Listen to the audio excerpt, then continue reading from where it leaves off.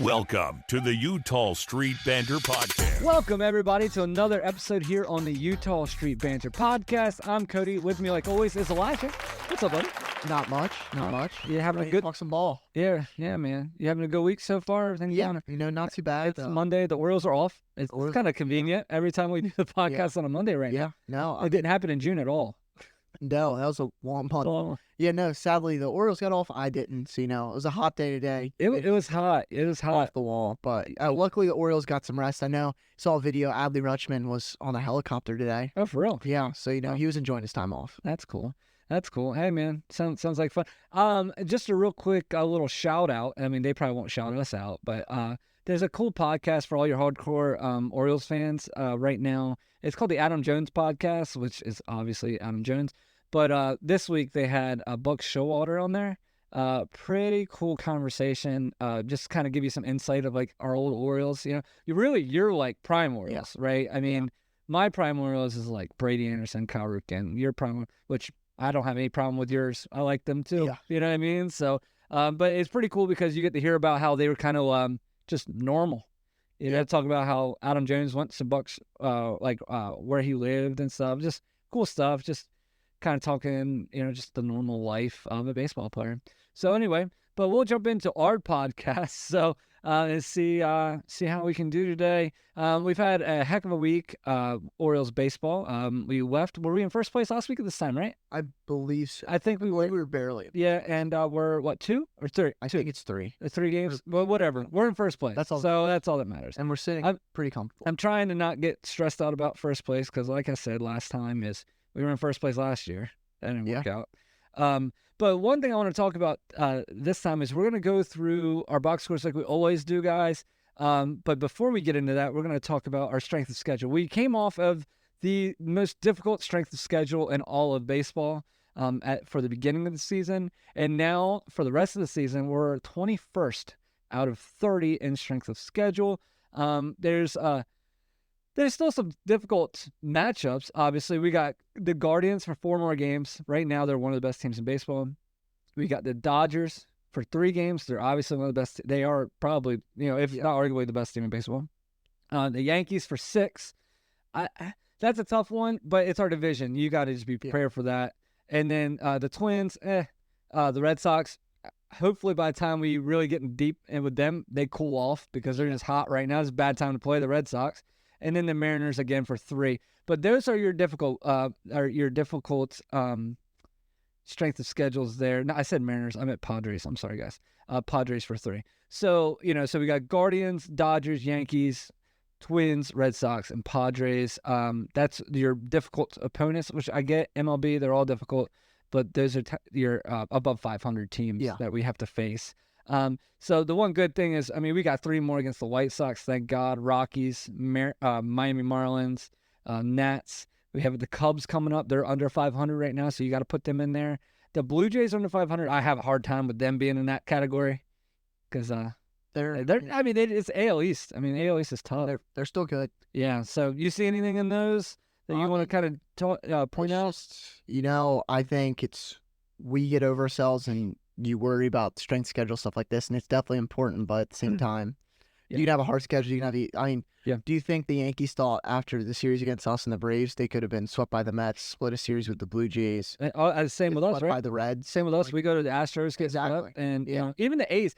Guys, I'm glad we're not playing the A's in the playoffs because they play us hard. We should have against them this year. I want to stay away from there. I think it's the Tyler Nevin revenge. I think that's why. Yeah, so hit a bomb against the Celtics. Definitely glad that's over. Used to, you pray to God to play the A's, and then they score 17 or 18 on you. You're like, forget that.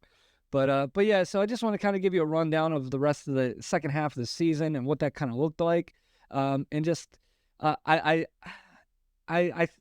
hopeful. I feel going into the last month I was really stressed about the schedule. And I'm not as stressed. We could go the rest of the season and not lose a game. We're not gonna lose another game this year. No, I'm kidding. We could just go the rest of the season, play 500 ball, and we're comfortably in a playoff spot. We're good guys. Yeah. So we'll see how it goes. It's fun. I'm excited. I just, like I said, the only difference is the Yankees have a very similar strength of schedule as we do. You know who the most difficult strength schedule? Tampa Bay. Tampa Bay. Oh yeah, you do. Because you sent me the. Well, I forgot that. I forgot you're looking at.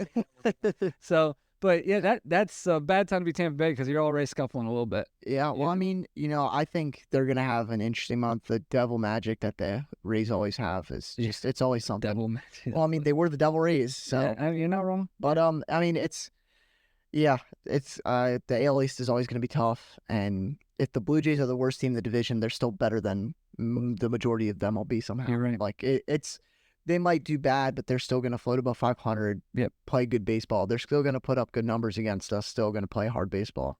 Absolutely. You ready to get into some box scores? Yeah, especially the winning ones. Yeah. Well, we're gonna go to July 2nd, and that game is the Orioles versus the Mariners. We pulled this one out 2-0. Thank goodness, because Grayson Rodriguez pitched very well. Grayson went 6 1/3, gave up 2 hits with 8 strikeouts. I mean, I don't think you could have done any better. Well, our whole pitching staff, you don't give up a run, you're gonna win the game most likely. Yeah. So we went against George Kirby, who's also a very good pitcher, and that's why we probably only scored 2 off of him.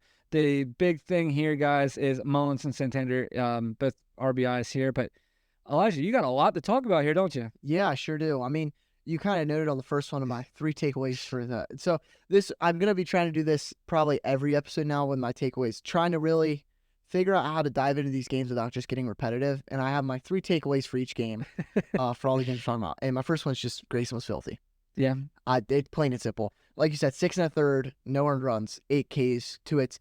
He did give up 4 walks, but I think when you're Grayson, you're nibbling the corners. That's kind of bound to happen. Yep. Especially against a team that's really struggling offensively like the Mariners. They're going to be looking for walks almost, which you never want to do as a major league team, but they might have been doing that. What I particularly like about the start is his changeup. I think this start's the best it's ever looked. He got 3 strikeouts on it. Hitters went 0 for 6 against it except for a walk. You can't really ask for anything better from a pitcher in general, whether we have 2 aces. Yeah. That's really what you say. Yeah, and he's coming off that really bad start. Yeah. The previous one before that. Yeah. So, I mean, Grayson's on the up, I think. Yeah. Oh, yeah. He's great. Then the other thing is George Kirby. He's just, he did really good. Yeah. The Orioles. Sorry. Go ahead. No. I was gonna say that was the thing I was nervous about this whole series. Right? Is the Mariners they're struggling at the plate, but their pitching's good. I mean, they have a bottom 5 offense, but top 5 rotation. Yeah, like they're the exact opposite of us, really. Like, yeah, I mean, like that's hard.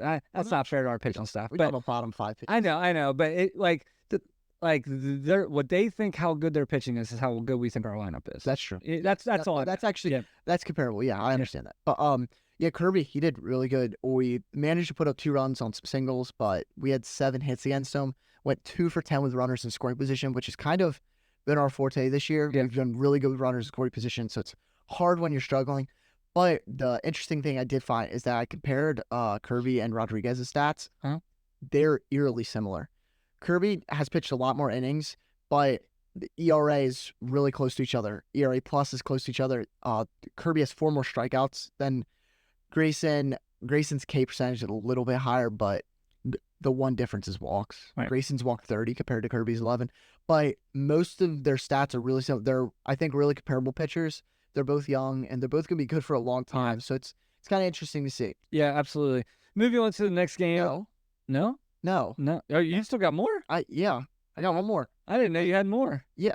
This is 2-0. No, I'm kidding. I'm kidding. Go ahead. Did I not say 3? All right. Well, tell me your third. Well, I just want to go back in memory lane. Okay. Remember last year. I remember the year before. Oh, you're just trying to hit me with something. Nationals DFA'd a lowly pitcher. Okay. And we picked him up, and he did amazing for us as a starter. Then we made him a reliever last year, and it worked out a little bit. Not quite much. I know what you're saying. Yeah. Austin Voth. He's on the Mariners as a reliever this year. Yes. He's done really good this season. He came in after Mullins had an RBI single against Kirby and made it 1st and 3rd with 1 out. He actually walked the first batter. Yep.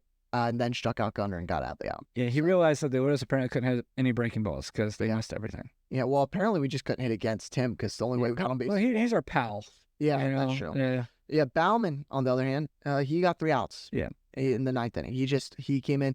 We DFA'd him earlier this year, just roster crunch. We didn't there was nothing else for him to do. Right. We ended up trading him there, got a prospect or a low prospect back, and he has been struggling though this year. He has a 5.87 ERA with the Mariners, so it's not quite working out from there, but he did good against us. That's all that matters. Now you're allowed to move on. Are you sure? Yes, I'm sure. Thank you so much. All right, so moving on to the July 4th eve, the Orioles again playing our second game against the Mariners, and we're gonna win this game 4-1 just to kind of make you all happy right from the beginning.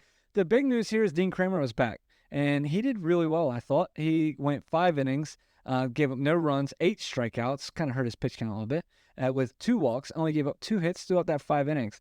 Another great game. Aiken comes in. I believe Aiken gave up a home run, if I can remember. Yes, he did. He gave up a home run because I think that's what Aiken does. You know what I mean? I mean, God's sakes. But anyway, Jacob Webb looked good. Samuel Perez looked good. And Kimbrel got his 21st save of the season. We went up against Logan Gilbert, who's also another great pitcher. We beat him up at home in the previous series, and we got him here. Got him for 4 runs in 5 innings. But again, their bullpen shuts us down. The big thing here is O'Hearn hit a moonshot in the 5th inning off of Gilbert. That was his 11th home run of the season. But not a ton. I mean, not a ton to talk about. I mean, you know, so Mountcastle, O'Hearn had 3 RBIs. O'Hearn's the reason we won the game. Yeah. I mean, you pretty much hit on my 3 takeaways there. This one's no, that's personal. Get out. These takeaways are more for the puns of my titles. I'm proud of myself for this. So for my first one, it's Creamer of the crop because cream of the crop.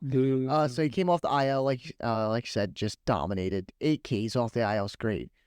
Couldn't have asked for anything else. Instead of Corvin going out there and probably doing bad, we got this, and I think it's a good sign for our rotation. Getting someone back, Kramer. Just take your mind back to 2018 when we traded away Manny Machado. This is your return. Yeah. Sadly, Yusniel Diaz didn't turn out with what he was supposed to be, but this was the return for that trade to the Dodgers, and he's done. Done great. Done good. Yeah, he's done better than that last 2 months of Manny Machado would have done for us. Yep. And then we put the hurt in Logan Gilbert. That one too. Yeah, like you said. We kind of roughed him up, gave him 4 earned runs. It was mainly O'Hearn, like you said. He had his 3 RBIs, double homer. But he has the 7th best ERA in the AL. He's a really, really good pitcher this year. Good pitcher in his whole career. Everyone's a good pitcher on the Mariners. Yep. But we roughed him up. That's all it took. Yeah, that's all it took, man. Yeah, moving on to the 4th of July, if I'm allowed to. Elijah might yell at me again. But we went up against Bryce Miller, who's another great pitcher for the Mariners, and we threw out our ace in Corbin Burns, and it didn't go very well. So really, just the whole game kind of sucked here, guys. Corbin Burns goes 6 innings, gives up 2 earned, because that's what he does. He gives up 1 or 2, but if you scored 3, you should win, right? But we scored 3 and lost because Baker comes in, gives up 3, and only gets 2 outs, and then Aiken, of course, comes in and gives up his daily 2. So we lose this game 7-3.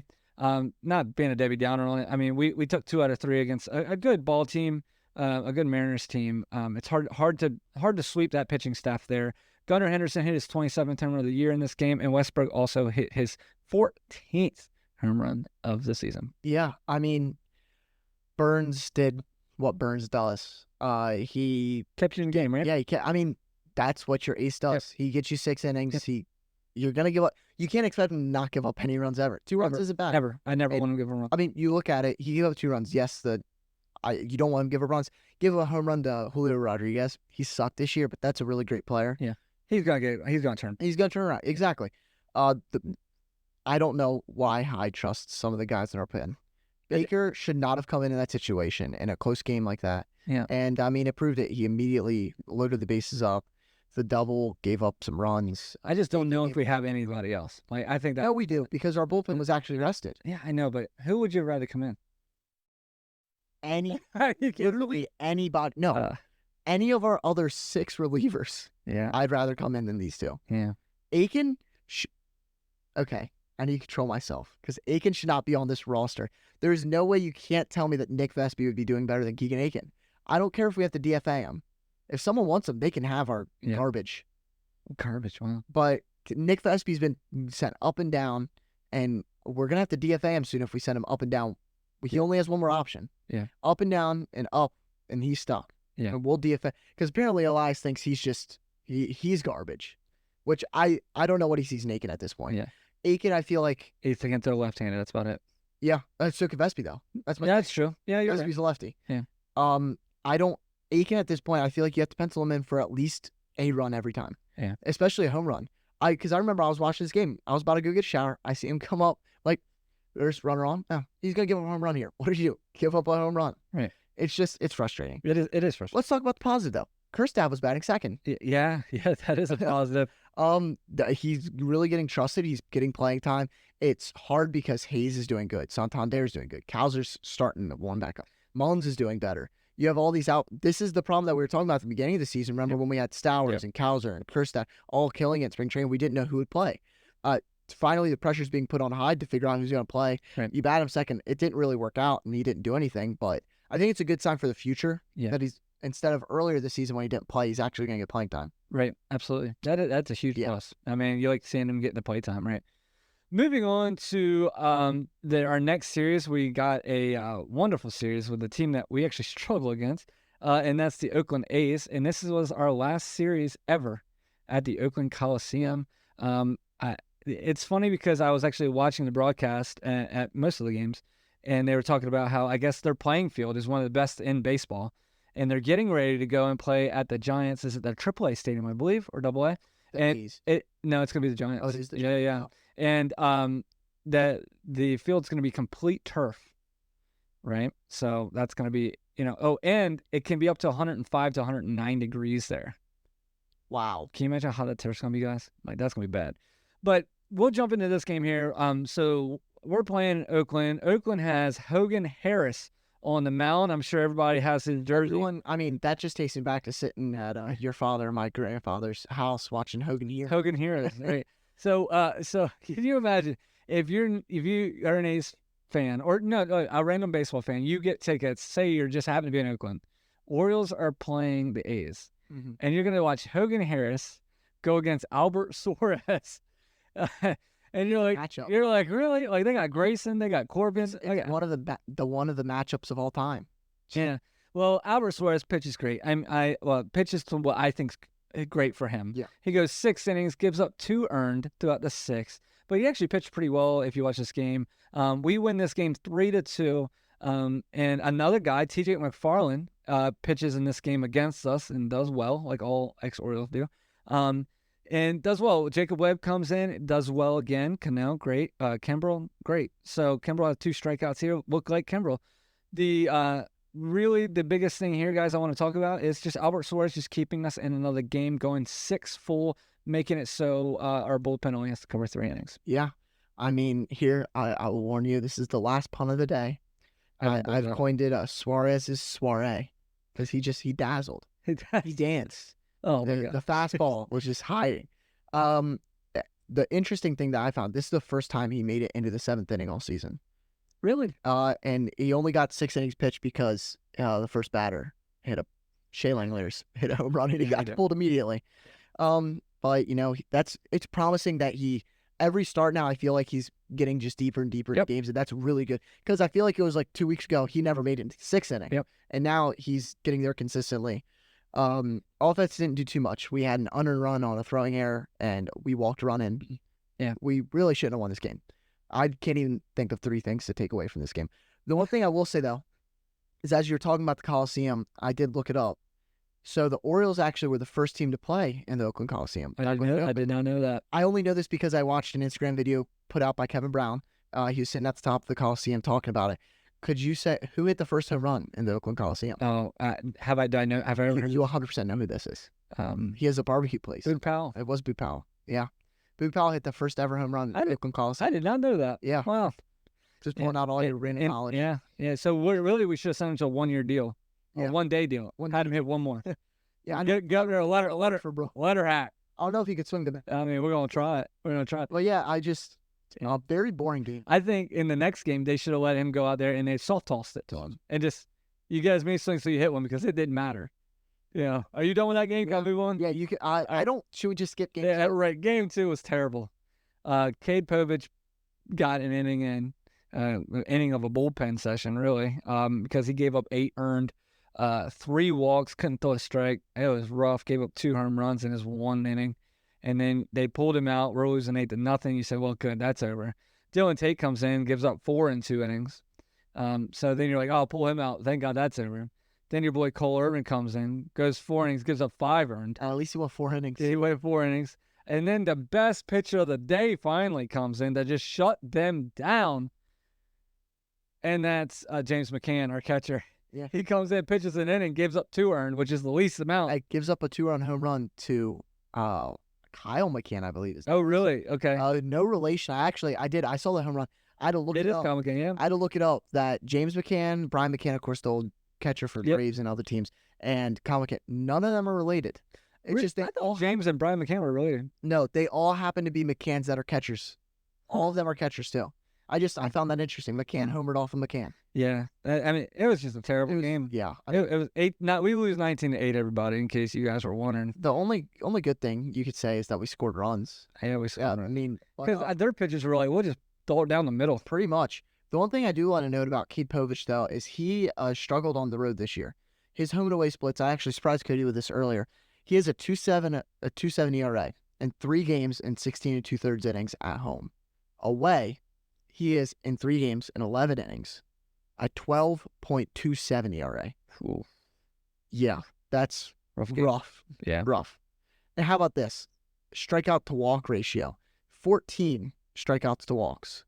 Home, 0.33 on the road. Oof. So he's walked 12 batters on the road compared to 1 at home. So basically, he should just not leave. No. Yeah, he just. He should never. You're getting game 1 of every series at home. Yep. Just get it done with, and then just go put your shoes back in your locker. You're done for the day. Pretty much. Yeah, that's all he can do apparently. Right. All right, moving on to the next game real quick. This is Sunday's game against the A's, where to me I thought this was like a must-win because the Yankees won the night before. We go against I can't remember his name. Spence. What's his friend? Mitch Spence. If you guys get on me because I forgot that guy's first name, you can go somewhere. Mitch Spence pitched against us, but we had our other ace on the mound, Grayson Rodriguez, and he pitched well. He threw 6 innings, did really good until his 5th inning, or his 6th inning, and he gave up 3 earned. My man had 8 strikeouts, only 1 walk. Really like his command. That's why he could pitch so late because his pitch count was really good. And then Jacob Webb comes in again, pitches great again. If you've heard me throughout this whole box score, you keep hearing me say Jacob Webb pitched great again. And Yennier Cano, another great outing. And Kimbrel, another good outing again with 2 strikeouts to get his 23rd save of the year. Santander had a home run, and Kershad had a home run in this game. Yeah, I mean, we had one of the main things is we had a great first inning. 2 home runs, 2 outs. Santander comes up and just hooks one down the line. Didn't put too much into it, just a great swing at the hip. I mean, yeah, that's a Santander swing right there. Then you have 2 runners get on, and Kerstad comes up and just smokes the ball to center field. Smokes it. And I look at him when he swings, because it's so funny, because like him running and stuff, he looks like he's 12 still. Yeah. And it's just, he has so much power. It's crazy. Yeah. Grayson did amazing. 6 innings pitched, like you said, 3 earned runs. And his changeup was filthy again. This is what I'm more impressed with, though, right here. Is over the past 7 games, right? His changeup has been so filthy. Opponents are 4 for 42 against it. Wow. They have a .095 batting average. Sure. That's awesome. No home runs, 18 strikeouts, 2 walks. So what you're saying is you just throw it every single time. Every single time. Yeah. No, he had just kidding. He had 3 strikeouts against the A's with it. He had 3 strikeouts against the Mariners with it. It's slowly becoming his number 2 pitch. Yeah. I think it should have already been that, but he really favors his slider and curveball still for some reason. Yeah. I don't understand why, but yeah, he did really good this game. And then I have 2 other things. They're both involving the bullpen though. Bullpen, it clicked in my head when you were talking about how Jacob Webb and Yennier Cano were doing good. I think this may be the first week that we've not really had a bad bullpen day. Yeah. I mean, besides the game everybody or besides the 18 runs or 19 runs. I mean, to me, that's just the ball rolling downhill. It's hard to stop that. Yeah, that's after the 2nd inning. There's nothing you can do. But other than the Aiken and Baker game where they just kind of blew it, everyone did their job. Yeah. I mean, And this is my big thing. Kimbrel has done amazing for us. He got another save. That makes it his last 5 appearances. He's got a save in each one. Mm. He's been just killing it. He has a 2.1 ERA on the year in 38 games. He has 23 saves in 38 games. That's not bad. No. 34 in the third inning, 52 strikeouts, which is his signature thing. Always has great strikeouts. And he's climbed to 4th on the all-time save list with 440, slowly approaching Leesman. And it's just, we'll talk about him later when we're talking about all-star stuff, but he's just done outstanding this season. And I feel like he's kind of underrated because I think this kind of how his last season was too, but Philly fans are more tough on him and only see the negative, where we know he hasn't had a bad week or something since the last time we played the A's. Yeah. Yeah, I mean, he's 3rd in the league in saves with 23. Only people in front of him is St. Louis Cardinals' Ryan Helsley, and then Emmanuel Clase, who plays for the Guardians. So, but having a decent season now, I guess ever since we told everybody that he shouldn't be, we didn't say it. I did. I probably said that he shouldn't be the closer. So I'll take that heat. But no, been doing great. He probably heard our podcast. He didn't want us having to heat us with us again. You know what I mean? He's probably like, nah. No, but seriously, he even looks good. His fastball is life. Real healthy fastball. So really enjoying that. If we want, we can jump to something kind of fun to talk about. That's the All-Star ballot, or not the ballot. The ballot's done. The All-Star game, the All-Star rosters. A little bit of fun, a little bit of just because I mean, with the fan voting, we had so many people right there on the edge, and then Major League Baseball's like, we'll take care of that, and we'll shut that down because we need more. Those big markets. What big market ball clubs? So obviously Gunnar Henderson is a starter. Adley Rutschman is a starter. We got also our third and only, Corbin Burns, who I believe should also be a starter. Yeah. So I really doubt, guys, that we're going to see Corbin there. My man just had twins.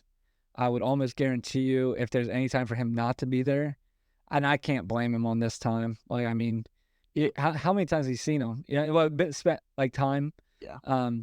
So that's a life-changing event. So, So I don't know if he'll be there. He said that him and his family were gonna have to discuss that.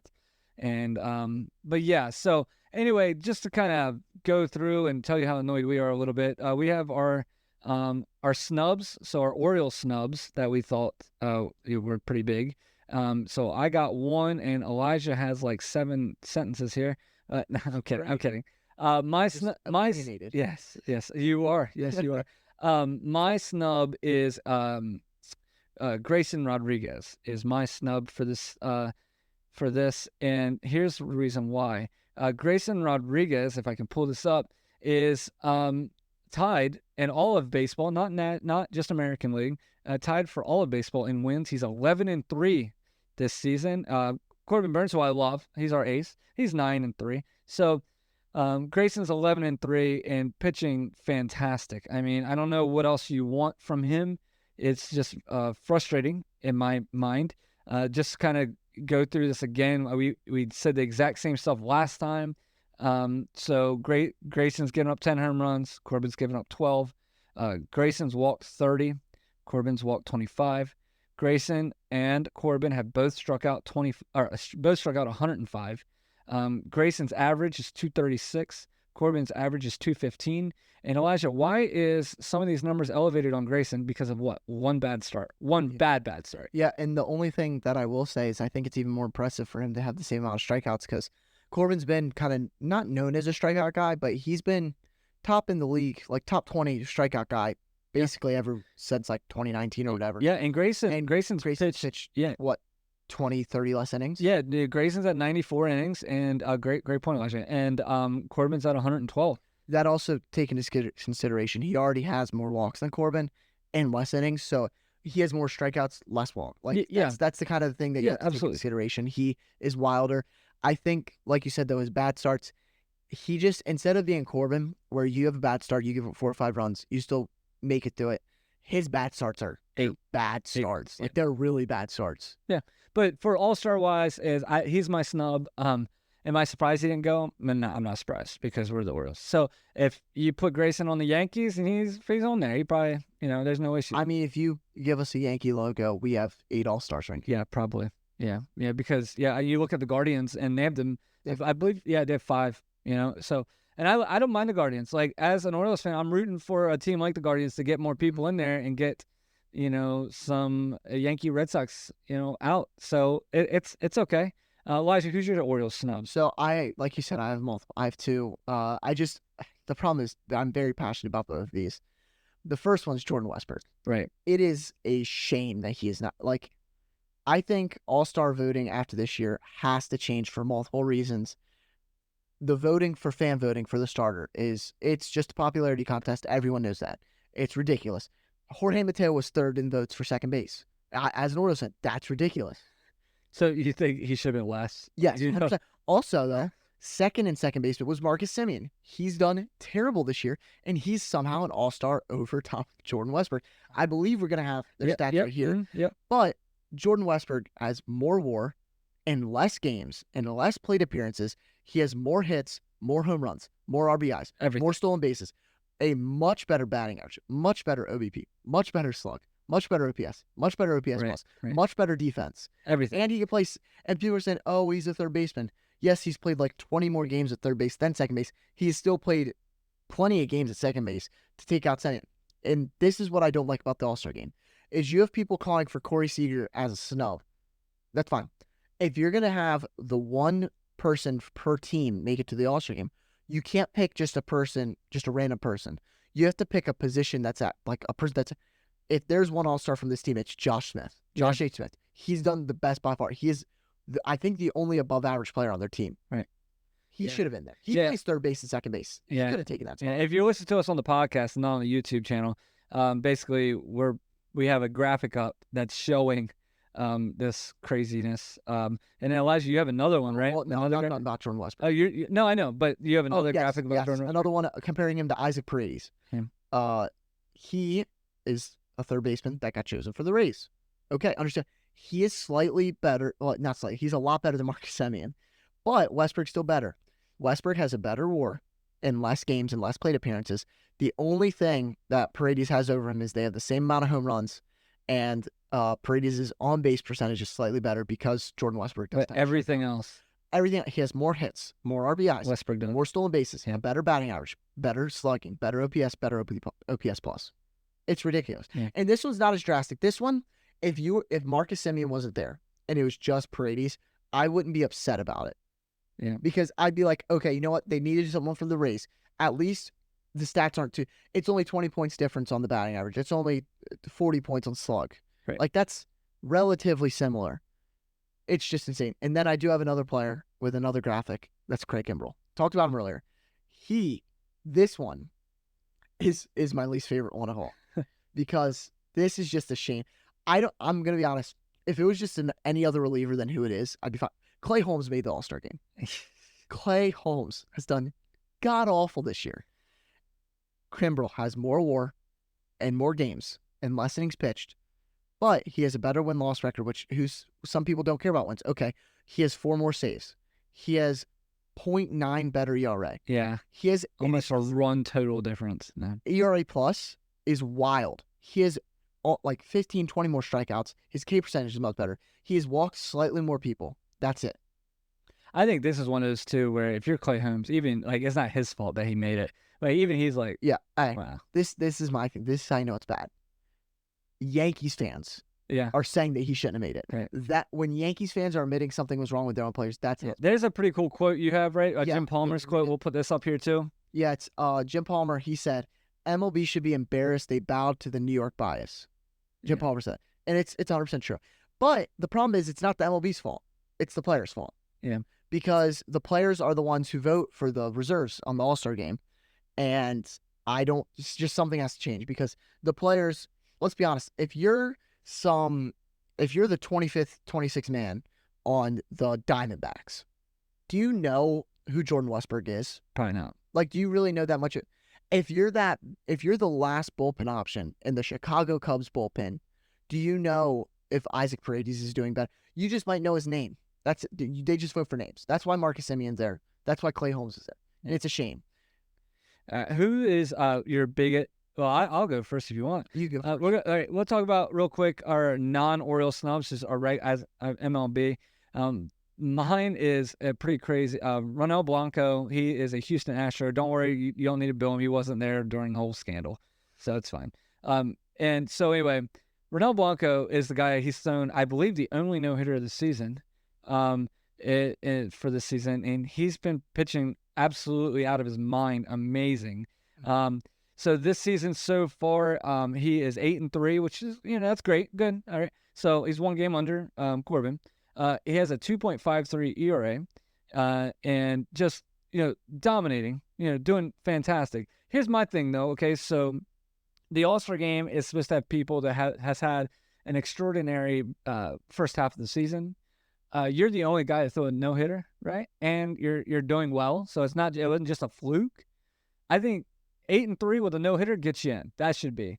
You know what I mean? Because you'd be like, what a story that would be. He's at the All-Star game. This is a guy that threw your no-hitter. So I will counter that, but still support Blanco. So I think to a lot of people today, including myself, don't care about wins. I don't care about wins, particularly as a stat, because he can be 8-3. Those 3 losses, he could have pitched 8 innings of 1-run ball. All it takes is his offense not to score a run, and that's a loss. Or he could go 5 innings, give up 8 runs, but they scored 9 runs, so he gets a win. I don't think wins and losses really matter, but his ERA is incredible. His underlying statistics are incredible. He has been a very good pitcher. I would like to say I think the whole sticky stuff hurt him probably when he got taken out. Like, that may have just hurt his image. I'm not going to say that he was cheating or he wasn't, but that probably, I would have to assume that affected it slightly. Maybe. But I mean, he definitely, like your Orioles snubs, Grayson Rodriguez, he belongs to be there over Grayson. Yeah. Mm-hmm. I'm going to be honest, there's half the pitchers, he belongs to be over there. Yeah. Like, it's insane. Yeah. But my non-Orioles snub, which is just ridiculous. It's kind of an Orioles snub. Well, former Orioles snub. Yeah. Christian Walker, former Orioles first baseman. He isn't in, and I will say, he's had a good season. Not a great season, but a good season. He's really done good lately. And one of the first basemen, Pete Alonso, made it. And you're like, well, we'll have this graphic up too for those watching on YouTube. It's just embarrassing for them. He has a 2.8 WAR compared to Pete Alonso's 1 WAR. He's played more games, had more plate appearances, had more hits, more home runs, more RBIs. Hey, the first basemen are speedy. They have the same amount of stolen bases at 2. He has a better batting average, better on-base percentage, better slug, better OPS plus. That's not to discredit Pete Alonso. Pete Alonso's done good this year. He's just been above average. Yeah. Christian Walker's been a better first baseman, just plain and simple. Right. And his defense is really good. He should be there 100%. Absolutely. Without a doubt. And I agree. It's a shame that he's not there. Yeah. And that's when I think you start to look, we're Orioles fans. Say you don't want to care about us talking about Grayson Rodriguez, Jordan Westburg, Craig Kimbrell, all of that. Whatever. If we can look at other teams and say, because I'm going to be honest, if there was, say Craig Kimbrell made it and Clay Holmes had Kimbrell stats and Kimbrell had home stats, I'll come out here and say, I don't think he deserved it. Right. But it's just, you got to, I agree. You got to look to an extent that it's just, it's bad. I agree. Let me run down the American League starters here for the All-Star game. Adley Rutschman will be our catcher. Vladimir Guerrero Jr. is first baseman because his last name's Guerrero Jr., but that's okay. Second base is Jose Altuve. Third base is one of the best third basemen in all of baseball, Jose Ramirez. Shortstop, Gunnar Henderson. Outfield, Aaron Judge. Outfield, Juan Soto. The other outfielder is a guy that is going to be so much fun to watch. I hope they have him mic'd. Stephen Kwan, the Cleveland Guardians outfielder. Really, there's going to be sound bites. YouTube him, guys. He's awesome. And our DH is Yordan Alvarez. Pretty excited about that. I mean, it's going to be a couple cool guys I just want to hit on too. Salvador Perez is going to be in the reserves. That's a guy that I just don't know how many more years we're going to be able to see a Hall of Fame catcher like he is, in my opinion. Another guy that's just fun to watch is Josh Naylor for the Cleveland Guardians. I will just to add, Salvador Perez is only 34. I know, but he's been playing for forever. And I mean, how many 36-year-old catchers are there in the league? 34. I know, but look at Yadier Molina. He played till he's what? 700. Yeah. Another fun guy is another Cleveland Guardian. Just because is David Fry. He's a guy that he'll play catcher, outfield, and first base. So he's all over the place. Just some fun things to kind of watch, guys. And then let me pull it up here.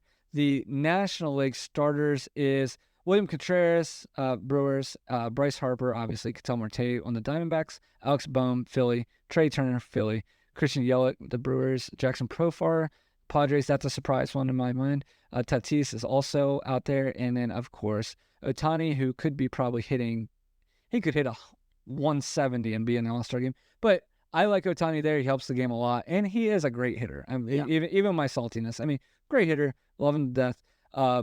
Did you have something you want to hit on? No, I think you should definitely tune into this because it's just there's players you don't get. How often do you get to watch a Dodgers player play? Yeah. Like I'm excited. I couldn't tell you when the last time I watched Ellie De La Cruz taking that bat. Yeah. Or even like Ryan McMahon. Yeah. The one person that I am gonna say that's super exciting is Jackson Merrill. Yeah, Jackson Merrill. And Elliot Ramos from San Francisco. Yeah. They've been both killing it this year. And I'll just take a second to talk about Jackson Merrill. He's an all-star in his rookie year as an outfielder. This time last year, he was in single A as a shortstop. How cool would it be? Paul Skeens. You can't do that. Never. Anyway, Paul Skeens is there. That's pretty awesome. Wow, that's crazy. The National League has two of the biggest rookies in baseball. And they have like Shoto Amananga. Yeah, Shoto Amananga. Yeah, I mean, man, that's wow. Yeah, well, good point, Elijah. And Yamamoto would be there if he didn't get hurt too. Yeah. He definitely would have made it as a pitcher, but he got injured, so that sucks. Moving on to the Home Run Derby, we have a few more names than last time. Last time, I think we just had Gunnar Henderson.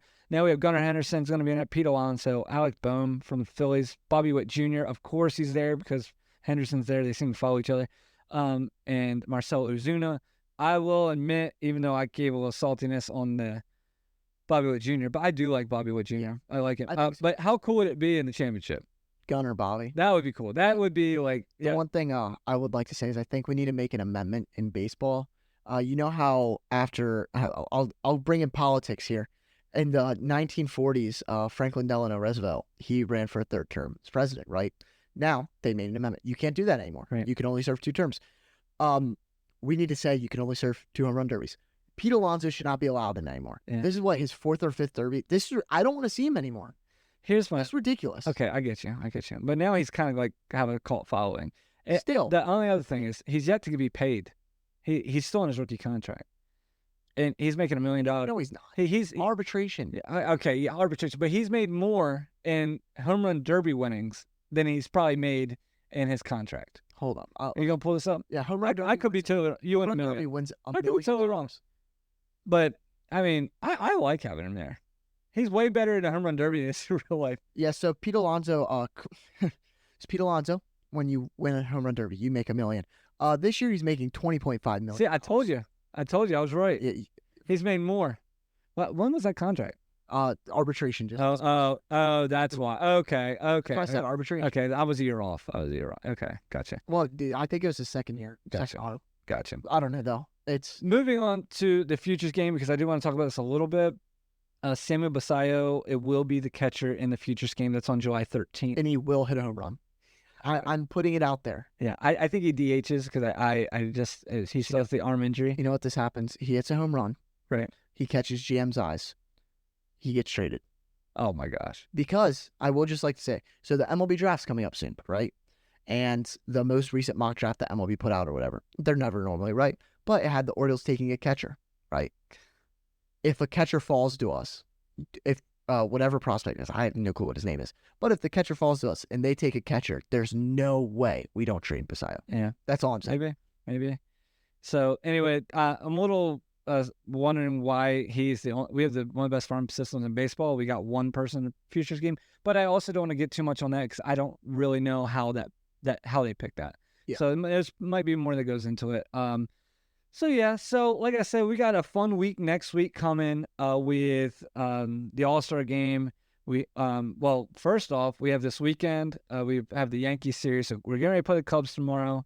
Then we have the Yankees series this weekend. I'm a little nervous about that. It would be great to go into the All-Star break on a high. Up like 4 or 5 games would be nice. Yeah.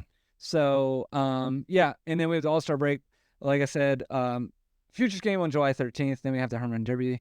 And then we have the All-Star game, but people probably more want to know about the Celebrity Slow Pitch Softball game before Obviously, that. Yeah. I actually have no idea. I can't. I'm excited. What's his name?